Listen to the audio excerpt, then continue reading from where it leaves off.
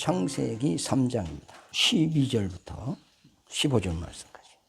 범죄한 아담을 여호와께서 아담아 아담아 어디 있느냐 찾으셨어요. 내가 부끄러워서 나무 뒤에 숨었습니다.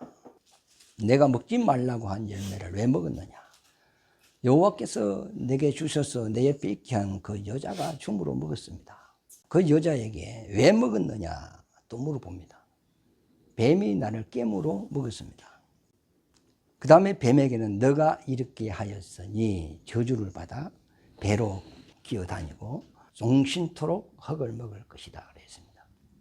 아담과 하와에게는 변명할 시간을 줬습니다. 그러나 뱀에게는 변명할 여지를 주지 않습니다. 너가 그리 하였으니 이런 저주를 받을 것이다 그랬어요. 판사가 범인을 재판을 할 때 당신은 저 피해자와 어떤 원수가 있습니까?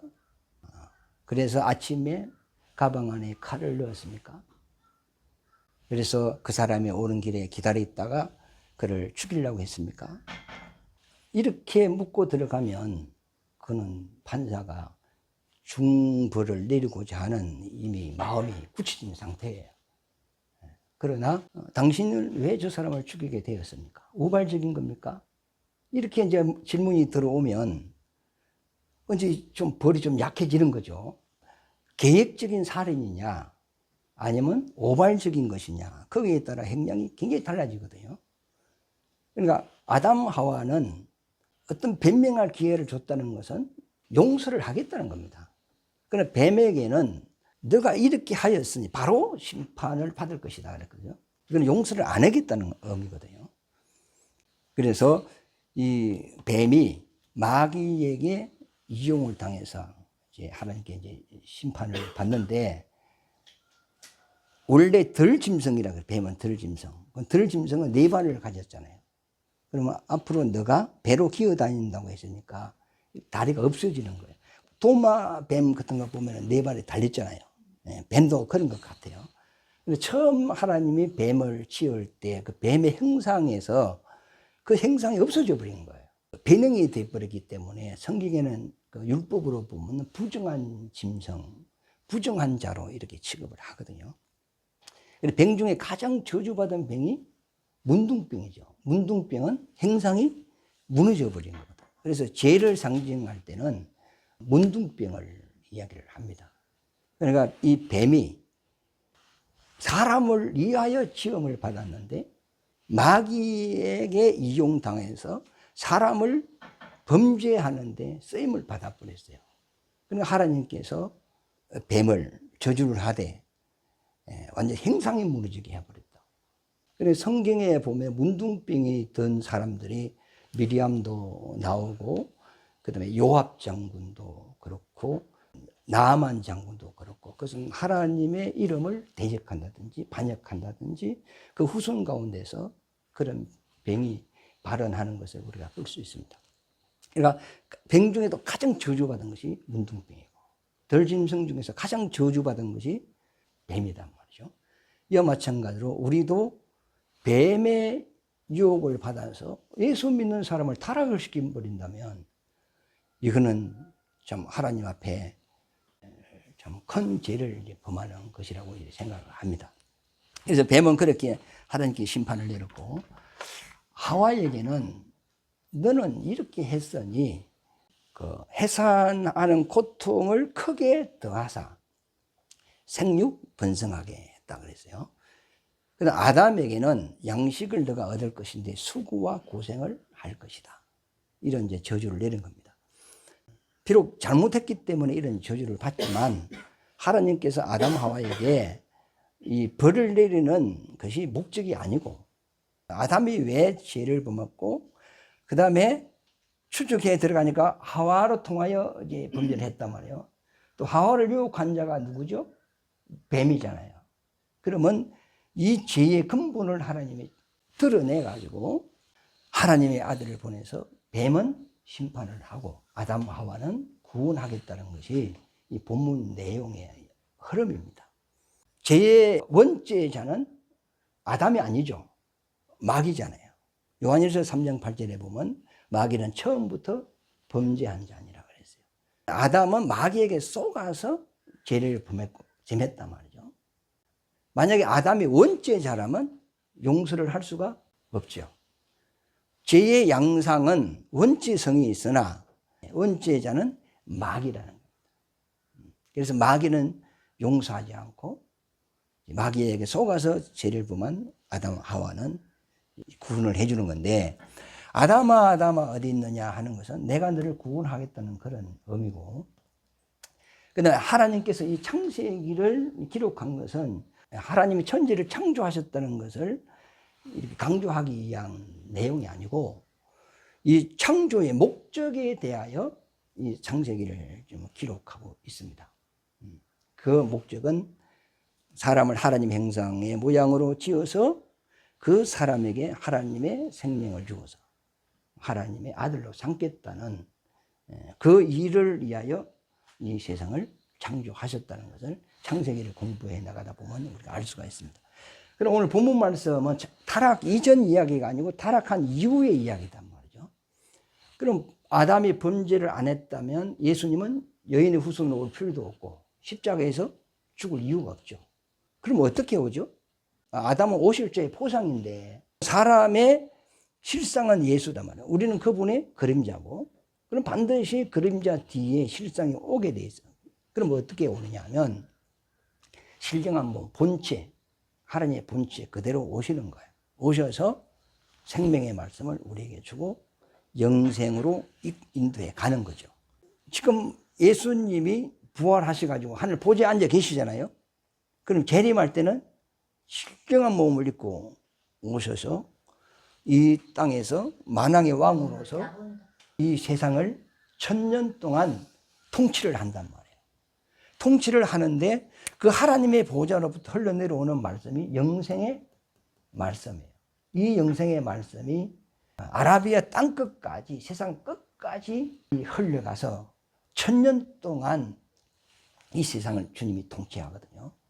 그럼 만약에 아담이 타락을 하지 않고 하나님 말씀에 순종을 했다면 하나님의 아들이 신령한 몸 그대로 오시는 거예요. 예수님이 재림하는 같이 그대로 오셔서 이 세상을 통치를 하는 거예요. 통치를 하면서 영생의 말씀을 주게 돼 있는 거거든요. 그런데 타락을 했으므로 이 일을 접어두고 사람을 구원하는 구속사가 이제 이루어진단 말이에요. 그래서 사람이 범죄하지 않았다면 그분은 본체로 우리에게 오는 거예요. 그러나 범죄를 했기 때문에 예수는 여인의 후손으로 와야 되고 십자가에서 죽으셔야 된단 말이에요. 왜 그분이 여인의 후손으로 오고 십자가에 죽어야 되냐? 우리 인류를 구원해야 되기 때문에. 그래서 우리가 범죄를 했으므로 뱀과 여자가 원수가 되고, 그 다음에 뱀의 후손과 여자의 후손이 원수가 된다 그랬죠. 뱀은 마귀를 상징하잖아요. 여자는 사람을 이야기해요. 그러면 하나님이 지은 이 사람을 망하게 한 자가 뱀이죠. 하나님의 생명을 받지 못하게 한 자가 누구죠? 마귀죠. 하나님은 사람을 지었고 벗은 줄을 알지 못하게 했어요. 그러나 하나님이 아담에게 너를 벗은 것을 알게 한 자가 누구냐? 하나님 물어봤어요. 하나님은 우리가 벗었으나 벗은 줄을 알지 못하게 해줬잖아요. 그리고 영원한 몸을 또 준비해가지고 사람에게 주려고 예비된 몸도 가지고 계셨어요. 그런데 사람이 마귀의 말을 들음으로써 벗은 줄을 알게 되었다. 그러니까 벗은 줄을 알게 하고 하나님의 생명을 받지 못하게 하고 하나님과 단절되게 만든, 너를 그렇게 만든 원수가 누구라고요? 뱀이라는 거예요. 이걸 알게 해서 사람의 원수가 사탄이다. 이것을 이제 알게 한 것이고, 이 여인의 후손은 예수 그리스도죠. 인류는 다 남자의 씨로 태어나지만 예수는 남자로 태어난 게 아니고 생물학적으로 태어난 것이 아니고 처녀에게 성령으로 잉태되어서 사람의 몸을 입고 오셨단 말이에요. 그러므로 이분은 사람의 죄를 유전받지 않고 사람으로 오신 분이에요. 그래서 예수님을 죽이는 자가 누구냐? 뱀의 후손들이죠. 예수를 십자가에 못 박는 자들이 누구죠? 이 세상 사람들 아닙니까? 그런데 여인의 후손은 이 뱀의 머리를 상하게 했단 말이에요. 십자가에 죽었으나 3일 만에 부활함으로 사망 권세를 심판을 하고 원수된 우리를, 이 마귀에 속한 이 사람들을 구원해 내는 거죠. 그러니까 이미 아담 하와가 타락했을 때 비록 잘못했기 때문에 벌을 내리지만은 구속의 역사가 시작이 되는 거죠. 그래서 창세기 3장은 구약의 십자가라 이야기해요. 그러면 아들이 잘못했어요. 그러면 벌을 주죠. 그럼 벌을 주는 게 목적이 아니고 문제를 수습하는 것이 우선이잖아요. 아담아 아담아 하는 것은 그를 심판해서 막 죽이려고 하는 것이 아니고, 아담은 하나님의 아들이 와서 구원하고 아담을 이렇게 한 마귀는 심판을 하겠다 그랬어요. 그리고 오늘 본문 15절 말씀에 보면은 하와가 선악과를 따먹었는데 하와라는 말을 안 쓰죠. 뭐라 쓰죠? 여자라는 말을 써요. 그럼 하와라는 말이 어디서 나오냐면 20절부터 나와요. 그 전에는 남자, 여자 이렇게 씁니다. 그럼 남자와 여자의 의미는 뭐냐면, 여자는 남자의 씨를 받아서 생산하는 의무를 가진 자가 여자예요. 하나님이 이 만물을 지으실 때 다 암컷, 수컷, 사람도 남자, 여자 지었어요. 내가 산초나무로 50그루를 샀거든. 한 나무에 10,000원 줬나? 이만큼 좀 자란 거. 모목상하는 그 사람이 팔 때 암컷 10나무에 수컷 하나, 이 비율로 팔아요.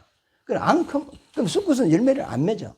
그러면 수컷이 필요 없다고 암컷만 다 심어 놓으면 열매가 안 되는 거예요, 이게.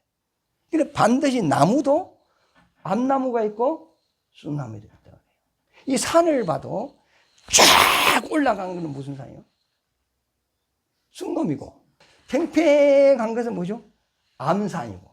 쑥산은 아무 필요 없대요. 암산이 돈이 되는 거래, 이게. 우리 은행나무 같은 것도 열매 맺는 암컷이 있고 나무가 있단 말이에요. 그러니까 나무도 그렇고 물고기도 새도 그렇고 모든 동식물, 생물들은 암컷, 수컷으로 이렇게 만들어 놨어요. 그래서 하나님이 이렇게 만든 그 이유가 있어요. 하나님이 지은 이 만물 속에는 하나님의 신성과 능력이 담겨 있거든요. 하나님이 신이 하고 싶은 일을 담아놓은 거예요. 그래서 이 만물을 자연계시, 일반계시 이렇게 서거든요. 만물을 자세히 관찰하다 보면 하나님의 지혜와 지식을 여기서 발견을 한대요. 그래서 이 만물 속에 하나님이 하실 일을 담아놓은 거죠. 그래서 요한복음 1장 1절에 보면 태초에 말씀이 있었다. 그런데 이 말씀이 하나님과 함께 계셨으니 이 말씀이 하나님이라고 그랬어요. 그런데 요한복음 5장 26절에 보면 하나님 안에 생명이 있었는데 이 생명을 말씀이신 성자 하나님께 줬다는 거예요. 그러면 성자 하나님이 이 생명의 말씀을 받았어요. 그러면 생명의 말씀을 받으시면 이것은 반드시 심어야 돼요. 내가 지금 애를 잉태해가지고 10개월이었는데 이게 안 놓으면 어찌 되죠? 죽는 거예요. 그러면 산통이 왔다는 것은 생명을 어떻게 해? 밖으로 드러내는 거잖아요. 드러냈을 때 그것을 아들이라 이렇게 봐요. 안에 있을 때는 생명, 씨 이런 개념이에요. 그런데 이 생명이 밖에 나오면 아들이라. 아버지로부터 생명을 받은 예수님이 그 생명을 뿌릴 대상이 누구냐? 사람이라는 거예요. 그래서 하나님이 사람을 자기 형상의 모양대로 짓고 이 사람들을 생육번성하게 하여서 땅에 충만했을 때 하나님의 생명을 이들에게 주면 이것으로 통하여 많은 하나님의 아들들을 얻게 된다는 거예요. 아들들에게 하늘나라를 유로 준다는 것이 하나님의 창세전에 가졌던 계획입니다.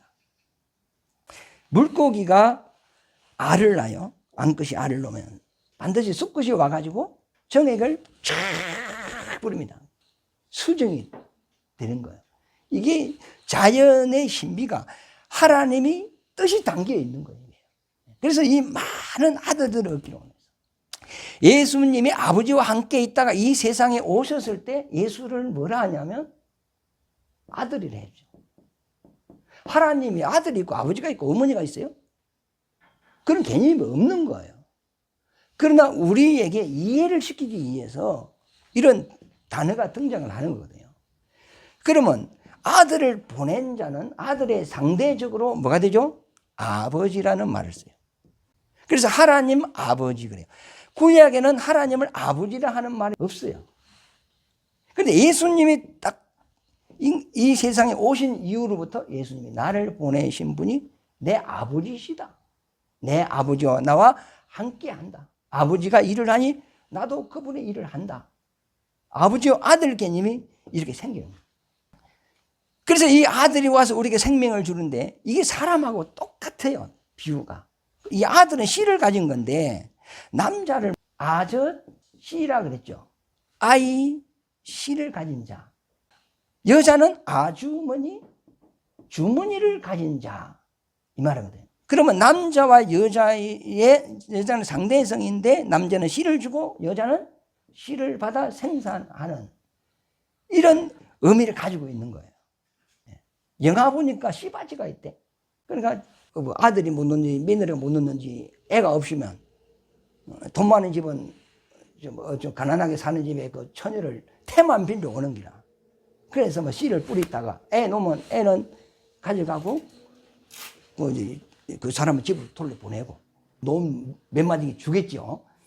그래 씨바지 이런 개념이거든요. 그래서 사람은 하나님의 씨를 받을 수 있는 상대 또 여인이라 이렇게 보여줘요. 그래서 천국을 비유할 때 예수님과 사람의 관계를 예수는 신랑이고 우리는 신부라 그러죠. 신랑은 씨를 주고 신부는 씨를 받는 거 아닙니까? 성경의 가장 기본적인 비유가 씨 뿌리는 비유입니다. 가장 중요하고 가장 처음이 되는 비유가 씨 뿌리는 비유. 이 비유 이해 못하면 다른 비유는 이해가 안 되게 되어 있습니다. 씨를 뿌렸더니 30배, 60배, 100배 이렇게 난단 말이에요. 그래서 제가 지금까지 이 말을 한 것은 이 만물 속에서 이런 남자와 여자를 짓고 암컷과 수컷을 지은 것은 결국은 그 실상이 뭐냐. 예수는 우리에게 생명을 주시는 분이고 우리는 그분의 생명을 받아서 하나님의 자녀가 되는 것이 하나님의 뜻이다.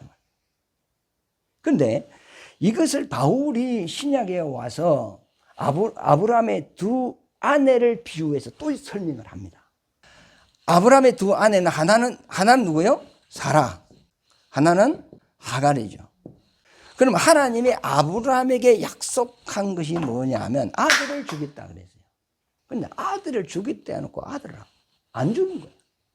그런데 아브라함이 100살이 되어서 아들을 줬는데 그 아들의 이름이 뭐죠? 이삭이죠.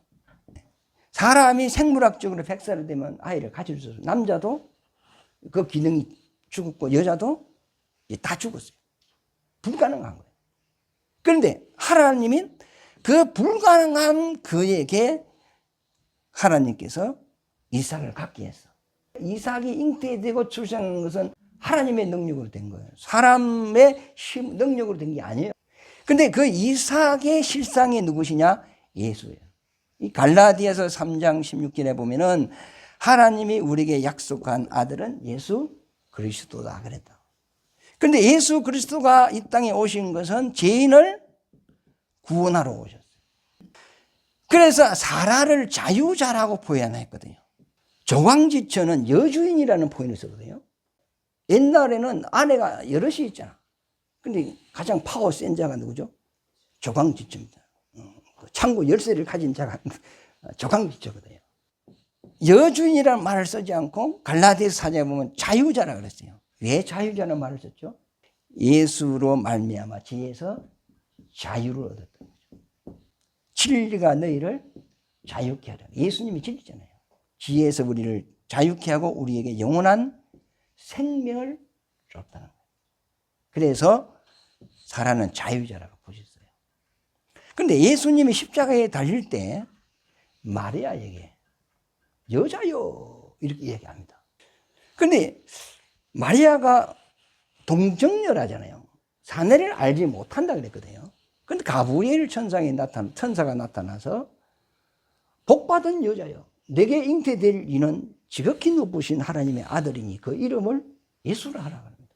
나는 사내를 알지 못하는데 이런 일이 어찌 있을 수 있나이까 하니까 하나님은 능치 못함이 없느니라. 이미 마리아는 메시아가 처녀로 통하여 온다는 것을 구약에 예언된 걸 이미 알고 있어요. 그러니까 하나님의 지극히 높으신 하나님의 아들이니 딱 그 말 들으니까 그럼 자기에게 메시아가 잉태된다. 주의 말씀대로 이루어지리라 그러거든요. 그러면 주의 말씀대로 뭐죠? 구약의 소선지서에 보면은 선지자가 메시아가 처녀의 몸에서 나타난다는 예언이 되어 있어요. 이미 마리아는 그걸 알고 있는 거예요. 그 말씀이 내게 이루어지리라 그랬잖아요. 그래서 마리아를 통하여 예수님이 탄생을 하죠. 이제 예수님이 공생을 거쳐 십자가에 달렸을 때 십자가 밑에 마리아가 있어요. 여자여 합니다. 우리 세상적으로 포인하면 어머니 보고 여자여 이러면 이런 쌍놈이 어디 있습니까? 그런데 이 여자의 상대는 남자예요. 남자는 뭘 가졌죠? 생명, 씨를 가진 거예요. 그러니까 이 마리아가 비록 예수를 낳았다 할지라도 예수 그리스도를 믿고 제사함과 생명을 받지 않으면 천국 갈 수가 없죠. 그럼 여자여 이 말은 뭐죠? 너도 내게 생명을 받을 대상이라는 거죠. 예수님이 막 능직을 행하니까 사람들이 그래요. 당신의 형제와 모친이 여기 와 있습니다. 세상에 부모가 있고 형제가 있는데 어찌 당신이 하나님의 아들이라 합니까? 했을 때 예수께서 하시는 말이 누가 내 모친이고 누가 내 형제고 누가 내 자매냐. 누구든지 하나님의 뜻대로 하는 사람이 내 형제고 자매고 모친이라 그랬어요. 그러니까 이 사라를 통해서 약속의 아들이 왔다, 이삭이 태었다. 이거는 예수에 대한 비유고 이 마리아를 통해 또 예수님이 오시잖아요. 그래서 이 예수로 말미암아 이 사라는 자유자가 되었다. 이 하갈은 사라의 몸종인데 사라가 남편이 아이가 없으니까 걱정이 되는 거야. 그러니까 자기 몸종 젊은 애를 아브라함에게 집어연단 말이야. 집어여서 씨를 받아가지고 태어난 자가 이스마엘입니다. 그러면 하갈은 종이거든, 몸종이거든요. 종으로 통하여 태어난 자는 종이죠. 이건 자유자가 아닙니다. 그래서 이 하갈이 이스마엘을 어디서 낳냐 하면은 아라비아 들녘 시내산에서 낳았단 말이에요. 이 시내산에서 이스라엘이 하나님의 율법을 받은 거죠. 그러면 이 이스마엘은 하나님의 약속의 아들과 상관이 없고 아브라함의 혈육의 씨를 받아서 태어난 거예요. 그러면 약속의 아들을 받은 사라와 아브라함의 혈육의 씨를 받은 하갈의 차이는 이거는 천국과 지옥의 차이. 지금 예수 믿고 안 믿고의 차이는 하늘과 땅 차이예요. 지금 이스마엘 이 사람들이 땅에 있는 예루살렘 성전 지금 이스라엘의 지배를 하고 있다면 이들이 하갈의 자녀들이고 이스마엘의 이 사람들이거든요. 뭐가 없는 자들이죠? 하나님의 약속의 씨가 없는 자들. 예를 들어 보세요. 내가 아들을 10을 낳았어. 근데 10명의 아들이 하나 교수가 되고 하나는 판사가 되고 하나는 사장이 되고 하나는 장군이 되고 하나는 국회의원이 되고 다 잘 나가. 그러면 이 아이들을 어디 가서 자식 자랑을 해야 안 해? 남이 물어보지 않아도 이야기를 하거든. 그런데 내 자식이 예수를 믿고 하나님의 자녀가 되고 하나님의 생명을 가졌다는 이것은 자랑을 잘 안 해요. 그러면 이 땅에서 내 자식이 50명이다. 그런데 하나님의 생명이 씨가 이들 속에 없어. 그러나 하나님 앞에는 쓰레기죠. 아무 가치가 없어요. 예수 믿는 내 자손은 영생을 얻었어요. 천국 갈 자들. 아주 귀한 존재. 이와 마찬가지로 하나님의 생명을 가진 자와 생명을 갖지 않는 자, 예수가 있는 자와 예수가 없는 자는 엄청난 거예요. 저 속에도 예수님이 있고 여러분 속에도 예수 생명이 있어요. 그러면 이것은 천하를 얻는 것보다 더 귀한 것이고 더 가치가 있는 거예요. 그래서 이 사라를 뭘 표현을 썼느냐 하면 이에 있는 예루살렘 이렇게 합니다. 갈라디아 4장 20몇 절에 보면 그러면 이에 있는 예루살렘이라는 것은 하늘에 있는 성전을 이야기하는데 하늘에 있는 성전은 예수입니다. 그러면 하갈과 그 이스마엘이 지금 살고 있는 곳이 어디냐면 땅에 있는 예루살렘. 땅에 있는 예루살렘의 성전은 하늘에 있는 성전의 식양을 따라서 지은 겁니다. 진짜 성전은 하늘에 있고 땅의 것은 그것에 대한 그림자에 불과한 거예요. 그러니까 우리가 땅에 속한 자가 아니고 하늘에 속한 자가. 그러면서 이 사라를 자유 있는 여자 이랬거든요. 그럼 여자라는 상대는 남자 예수라는 거죠. 내 신랑은 예수다. 한번 해보시죠. 시작. 내 신랑은 예수다. 이걸 좀 더 이제 리얼하게 해보세요. 내 상대는 예수다. 시작. 내 상대는 예수다. 그런 개념에서 오늘 본문 말씀에 하와에게도 여자여 이 말을 하는 거예요. 여자는 결국은 하나님의 생명을 받을 자였는데 마귀로 통해서 밭이 잘못되어 버렸다는 얘기예요. 그래서 오늘 본문 말씀에 보면 너로 여자와 원수가 되게 하고 그랬어요. 그러면 왜 원수가 되느냐? 하나님께서 사람을 지으시고 이들에게 생명을 주시기 위하여 지금 밭을 준비하고 있어요. 그 농부가 밭에 씨를 뿌리려면 씨 뿌리기 전에 이 밭을 관리를 하죠. 트랙터로 막 갈아엎고 풀은 뽑아내고 돌은 뜯어내고 덩어리는 깨고 또 고랑을 만들고 거름을 주고 땅을 부드럽게 하고 씨를 뿌리기 전에 이 밭을 씨가 잘 자랄 수 있도록 이 옥토를 만드는 게 먼저거든요. 이걸 만들고 여기 씨를 뿌리는 건데 지금 하나님께서 사람을 짓고 그 많은 사람들 중에 가장 경건한 사람을 선택하여서 코에 영을 불어였고 영을 불어연 사람을 동방 에덴을 창설하고 그 에덴으로 꺾고 들어와서 하나님의 선악과 계명을 주고 이러는 것은 지금 이 하나님의 생명을 받을 수 있는 그 작업을 하고 있는 거예요. 밭을 하나님이 지금 만들고 있는 거잖아요. 선악과 그 계명에 순종을 하면 생명과 가위를 주는 것은 곧 하나님의 생명을 그에게 주고자 하는 거잖아요. 이 작업을 하고 있는 거예요. 그럼 오늘 결혼을 한다. 그러면 결혼하는 목적이 뭐죠? 씨 받아야죠. 요즘은 씨 안 받고 죽을끼리 뭐 살다가 죽는데 이게 그러니까 애 안 놓는데 가면 축하할 필요가 없어요. 생산을 하는 것이 축복이지 죽은들끼리 뭐 사랑하고 지내는 그런 건 축하할 이유가 없단 말이죠. 그러면 신부는 씨를 받아. 씨를 받는 것 같이 이런 밭을 하나님이 지금 준비하고 있는데 마귀가 끼어들어와 가지고 이 밭을 망쳐버린 거잖아요. 그래서 이 밭을 망쳐버렸기 때문에 하나님이 이 농물 가만히 둘 수가 없잖아.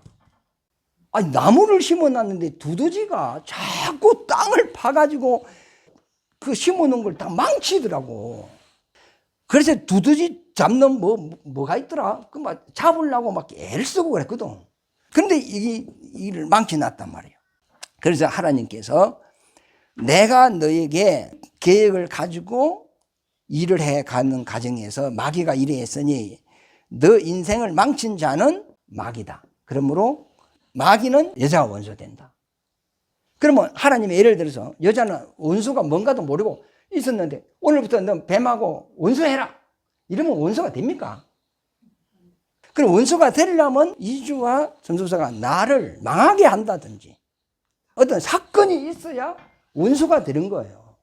그래 하나님은 하와 아담에게 영원한 생명을 주고 또 그 벗었으나 벗은 줄 알지 못하게 하고 하나님이 입고 있는 그 본체도 입혀 주시고 아들로 삼고 부활시켜서 하늘날 유업으로 주고자 하는 계획을 다 가지고 있었는데 이 계획을 다 망쳐버리게 한 자가 마귀다 말이에요. 그러니까 이걸 아담과 하와에게 알게 하고 너를 망친 자는 마귀니 너 원수는 마귀다 이 말이에요. 그 다음에 하는 말이 너의 후손과 여자의 후손이 원수가 된다 그랬죠. 그럼 만약에 사람이 범죄를 했다면 하나님이 창세전에 예정을 했어요. 그 예정이 뭐냐면 사람이 잘못되었을 때 하나님께서 그 아들을 보내서 우리를 구원한다는 거예요. 이것은 만세전에 감추어진 비밀입니다. 누구만 알아요? 하나님만 아는 거예요. 그러니까 사람하고 하나님하고는 어떤 관계가 형성이 되어 있는 거예요. 그래서 이것을 공동 운명체라 그래요. 아담이 잘못되면 하나님의 개입이 자동으로 되는 거예요. 우리가 미국하고 군사 동맹이 맺어졌는데 북한이 남한을 치면 미군이 자동으로 개입이 되는 거예요. 그래서 한국에 미군이 두둔하는 게 그거거든요. 이와 마찬가지로 하나님과 우리의 관계는 이게 떨어진 것이 아니고 떨어질 수 없는 관계가 형성이 되어 있는 거예요. 그래서 아담이 잘못되었으므로 누가 오는 거죠? 예수님이 오시게 되는 거예요. 그러면 예수를 오게 한 자는 누구죠? 마귀라, 마귀. 예수를 십자가에 죽게 한 것은 누구죠? 마귀예요. 그러니까 예수를 그분이 하나님의 본체, 그 영광의 본체를 입고 있는데 이걸 본체를 벗게 하고 여자의 후손으로 와서 매맞아야 되고 뭐 고난을 받아야 공생애를 이제 그 십자가에 그렇게 내도 죽음을 맛보게 하고 이렇게 한 것이 예수를 이렇게 만든 놈이 누구예요? 마귀다. 그러니까 예수님이 이 마귀를 자기 원수로 여긴다는 거죠. 그러면 하나님이 어떻게, 예수가 하나님이잖아요. 하나님이 어떻게 마귀를 상대할 수 있느냐? 이 신학적으로 여기 또 문제가 돼요. 왜? 하나님은 절대자거든. 절대자는 상대가 없어요. 그러면 상대가 있다면 절대자의 레벨과 같아야 상대가 되는데 하나님을 상대하는 피조물은 없어요.